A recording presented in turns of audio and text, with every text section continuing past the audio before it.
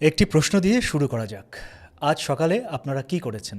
নিশ্চয়ই পানি পান করেছেন, নাস্তা করেছেন এবং শ্বাস নিয়েছেন, মানে দম নিয়েছেন আর কি। কিন্তু আপনি কি জানেন এই তিনটি কাজের মাধ্যমেই হয়তো আপনার শরীরে প্রবেশ করেছে হাজার হাজার অতি ক্ষুদ্র প্লাস্টিকের কণা।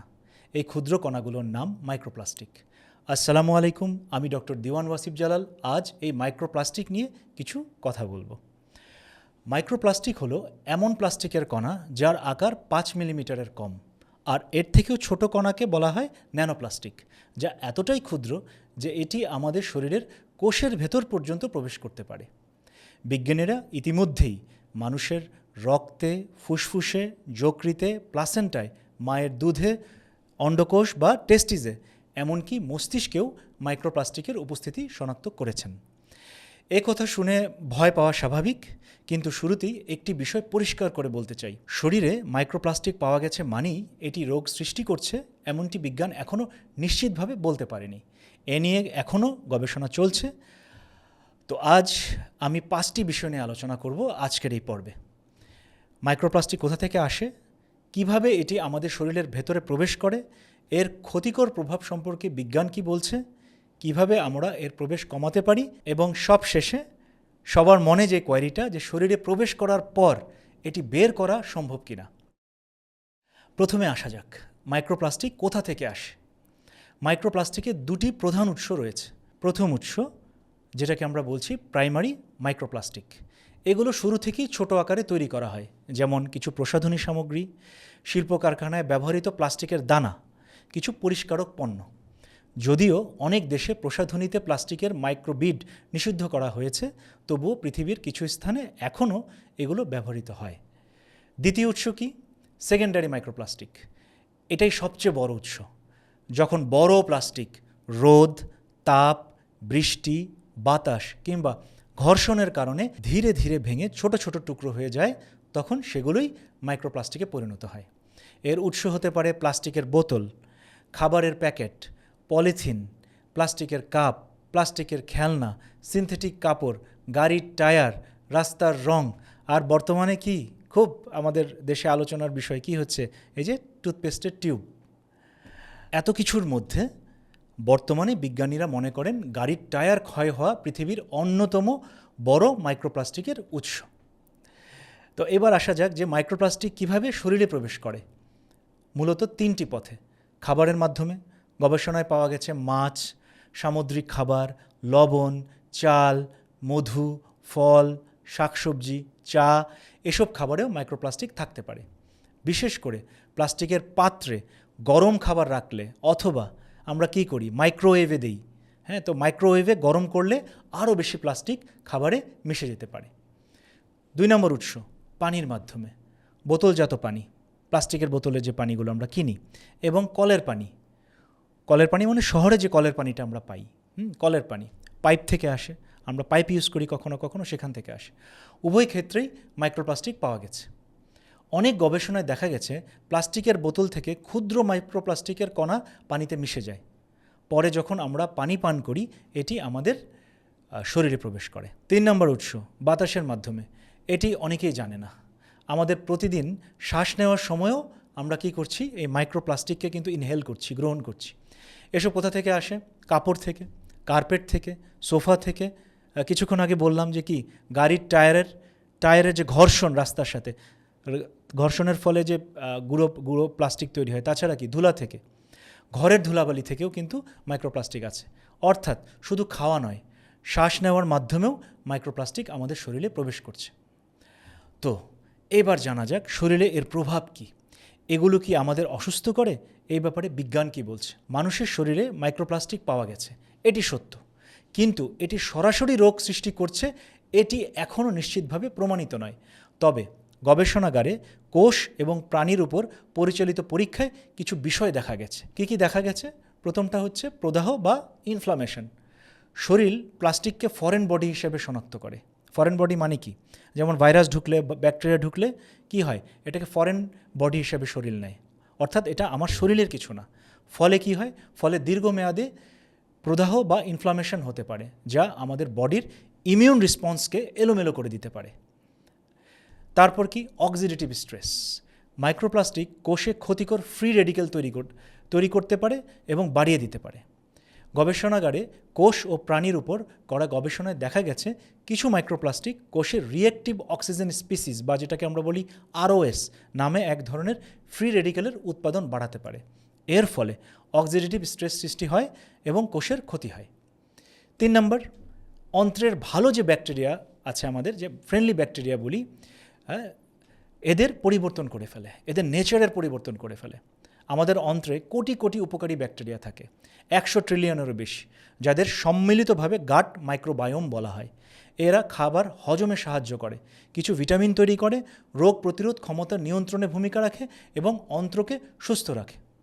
গবেষণাগারে ও প্রাণীর উপর করা গবেষণায় দেখা গেছে মাইক্রোপ্লাস্টিক অন্ত্রে প্রদাহ সৃষ্টি করতে পারে, অন্ত্রের সুরক্ষা ব্যবস্থা দুর্বল করতে পারে এবং উপকারী ব্যাকটেরিয়ার সংখ্যা কমিয়ে ক্ষতিকর ব্যাকটেরিয়ার আধিক্য ঘটাতে পারে। এর ফলে অন্ত্রের স্বাভাবিক ভারসাম্য বা ডিসবায়োসিস তৈরি হতে পারে, যা হজম, রোগ প্রতিরোধ ক্ষমতা এবং সামগ্রিক স্বাস্থ্যের উপর নেতিবাচক প্রভাব ফেলতে পারে। তবে মানুষের ক্ষেত্রে এই প্রভাব কতটা হয় এবং এর দীর্ঘমেয়াদী গুরুত্ব কী তা এখনও নিশ্চিতভাবে প্রমাণিত হয়নি এবং এই বিষয়ে গবেষণা চলছে। তারপর কি হয়, হরমোনের উপর প্রভাব ফেলে কিছু প্লাস্টিকে, যেটাতে বিপিএ এবং থ্যালেট এর মতো রাসায়নিক থাকে। এসব রাসায়নিক শরীরের হরমোনের স্বাভাবিক কার্যক্রম বিঘ্ন ঘটাতে পারে। তো এটা কিন্তু হচ্ছে কি প্রাণীদের উপর রিসার্চ করা হয়েছে, এবং অন্যান্যভাবে রিসার্চ করে দেখা হয়েছে। এখন আসা যাক পার্টিকুলারলি মানুষের উপর গবেষণা কি বলছে। গবেষণায় দেখা গেছে যাদের শরীরে বেশি মাইক্রোপ্লাস্টিক পাওয়া গেছে তাদের মধ্যে হৃদরোগ, বন্ধ্যাত্ব, গর্ভাবস্থার জটিলতা, ফুসফুসের রোগ, স্নায়বিক সমস্যা ঝুঁকি বেশি হতে পারে। কিন্তু একটি বিষয় মনে রাখতে হবে, এসব গবেষণা সম্পর্কে অ্যাসোসিয়েশন দেখানো হয়েছে যে এরা কানেক্টেড, কজেশন কিন্তু প্রমাণ করেনি যে এদের কারণেই হয়, কিন্তু এরা কানেক্টেড। অর্থাৎ এখনও নিশ্চিতভাবে বলা যায় না যে মাইক্রোপ্লাস্টিকই এসব রোগের কারণ, কিন্তু এই ব্যাপারে নিশ্চিত যে মাইক্রোপ্লাস্টিক শরীরের জন্য ভালো না, এটা ক্ষতিকর, এটা নিশ্চিত। বিশ্ব স্বাস্থ্য সংস্থা এবং বিশ্বের বিভিন্ন দেশের বিজ্ঞানীরা এখন মাইক্রোপ্লাস্টিক নিয়ে ব্যাপক গবেষণা করছেন এবং প্লাস্টিক দূষণ কমানোর জন্য নীতিমালা তৈরির কাজ চলছে। তবে এটা নিঃসন্দেহে আমরা বলতে পারি যে এর আধিক্য আমাদের ক্ষতি ছাড়া ভালো কিছুই করছে না। তো এবার আসা যাক কীভাবে আমরা আমাদের নিজেদের এই প্লাস্টিকের আক্রমণ থেকে রক্ষা করতে পারি, অর্থাৎ প্রিভেন্টিভ মেজার নিতে হবে। সম্পূর্ণভাবে মাইক্রোপ্লাস্টিক এড়িয়ে চলা বর্তমানে আসলে সম্ভব নয়, কিন্তু আমরা কিছু নিয়ম মেনে এর শরীরে প্রবেশের পরিমাণ কমিয়ে আনতে পারি, অর্থাৎ শরীরে যেন কম প্রবেশ করে। এটা কিছু নিয়ম মানতে পারি। কি কি? গরম খাবার প্লাস্টিকের পাত্রে রাখবেন না, আমরা গরম খাবার প্লাস্টিকের পাত্রে রাখবো না। তারপর কি? প্লাস্টিকের পাত্রে মাইক্রোওয়েভে খাবার গরম করব না। এটা কিন্তু আমরা অনেকে ভুলে করে ফেলি, যে প্লাস্টিকের পাত্রে খাবার আছে, ফ্রিজ থেকে বের করে গরম করতে ঢুকিয়ে দিলাম, এটা করব না। সম্ভব হলে কাঁচ বা স্টেইনলেস স্টিলের পাত্র ব্যবহার করুন, গেল এটা। তারপর কি? আঁচড় পড়া বা পুরনো প্লাস্টিকের পাত্র বদলে ফেলুন, যে ফেটে গেছে, আঁচড় পড়া বলতে ফেটে গেছে বা দাগ আছে, তাতে হয় কি যে ওখান থেকে কিন্তু গুঁড়োগুলো সহজেই খাবারে চলে আসতে পারে বা পানিতে চলে আসতে পারে। তো এগুলো সরিয়ে ফেলুন। প্লাস্টিকের পানির বোতল রোদে রেখে দেবেন না, এটা খুব ইম্পর্টেন্ট। যদি প্লাস্টিকের পানির বোতল ব্যবহার করতেই হয়, রোদে রাখবেন না, এতে হিট তৈরি হবে। তাজা খাবার বেশি খাবেন, অতিরিক্ত প্যাকেটজাত খাবার কম খাবেন। ফল ও শাকসবজি ভালোভাবে ধুয়ে খাবেন। ঘরের ধুলাবালি নিয়মিত পরিষ্কার করুন। সম্ভব হলে সুতি বা প্রাকৃতিক তন্তুর কাপড় বেশি ব্যবহার করুন। একবার ব্যবহারযোগ্য প্লাস্টিক, যেগুলোকে আমরা কি বলি ওয়ান টাইম ইউজেবল, এগুলো যত কম ব্যবহার করা যায় তত ভালো। যেহেতু বলা হচ্ছে ওয়ান টাইম ইউজ, তাই কি ব্যবহার করতে হলে একবারের বেশি না। যদি একান্তই ব্যবহার করতে হয় তাহলে একবারের বেশি না। এই নিয়মগুলো মেনে চলতে পারলে শুধু শরীর নয়, পরিবেশকেও আমরা রক্ষা করতে পারবো।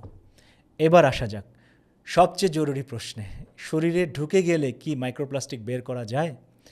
উত্তর হলো, বর্তমান বিজ্ঞানের কাছে এমন কোনো প্রমাণিত পদ্ধতি নেই যা মানুষের শরীর থেকে মাইক্রোপ্লাস্টিক সম্পূর্ণভাবে বের করে দিতে পারে।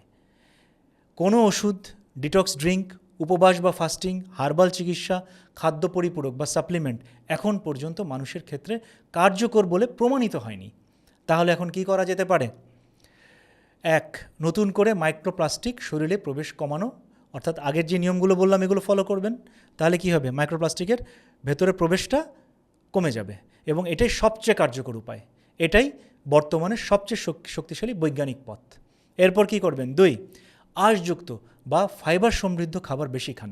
শাকসবজি, ডাল, ফল, ওটস বা হোল গ্রেইনস যেগুলোকে বলা হচ্ছে, যেগুলো কী করে? অন্ত্রের স্বাভাবিক কার্যক্রম ভালো রাখতে সাহায্য করে।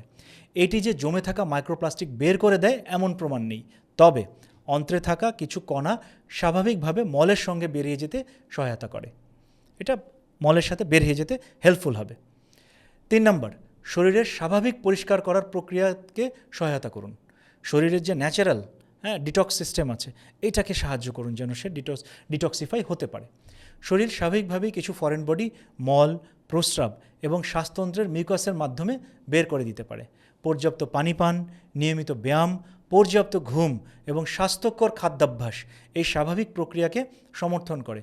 যদিও এগুলো মাইক্রোপ্লাস্টিক অপসারণের প্রমাণিত উপায় নয়, কিন্তু কি করবে? এগুলো বডির যে ন্যাচারাল ডিটক্স সিস্টেমটা আছে এইটাকে কি করবে? শক্তিশালী রাখবে। এটা খুব ইম্পর্ট্যান্ট। 4 নম্বর, প্রাকৃতিক অ্যান্টিঅক্সিডেন্ট সমৃদ্ধ খাবার খান। ন্যাচারালি যেগুলোতে অ্যান্টিঅক্সিডেন্ট বেশি আছে, কীরকম?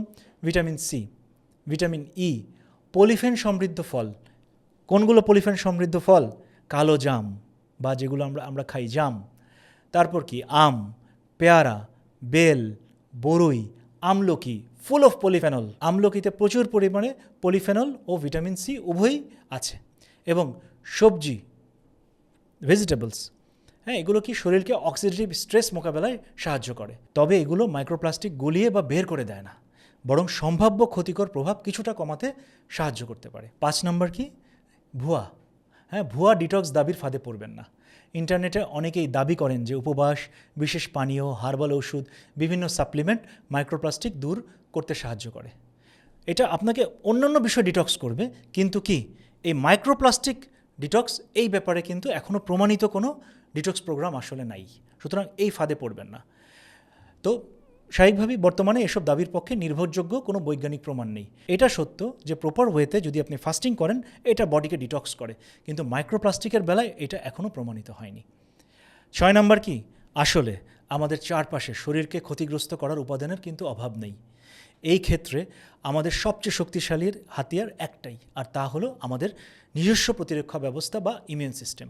এই ইমিউন সিস্টেমকে শক্তিশালী করতে ও এই শক্তিকে ধরে রাখতে নিয়মিত দমচর্চা করুন, স্বাস্থ্যকর খাদ্যাভ্যাস গড়ে তুলুন, নিয়মিত মেডিটেশন ও শরীরচর্চা করুন। আর কি করবেন? ঘুমটা যেন ভালো হয় এটা নিশ্চিত করুন। আর বর্তমানে এই ঘুমের প্রধান শত্রু কি? সবাই জানেন, রাত জেগে অকারণে স্মার্টফোনে স্ক্রল করা। এইটা পরিত্যাগ করুন, কারণ ঘুম হচ্ছে প্রকৃতির সবচেয়ে পাওয়ারফুল নিরাময় ব্যবস্থা। তাই ঘুমটা ভালো হওয়া ম্যান্ডেটরি, এখানে কোনো কম্প্রোমাইজ নাই। তো আজকের পর্বের এখানে ইতি টানছি। নিয়মিত মেডিটেশন করুন, টোটালি ফিট থাকুন। আল্লাহ হাফেজ।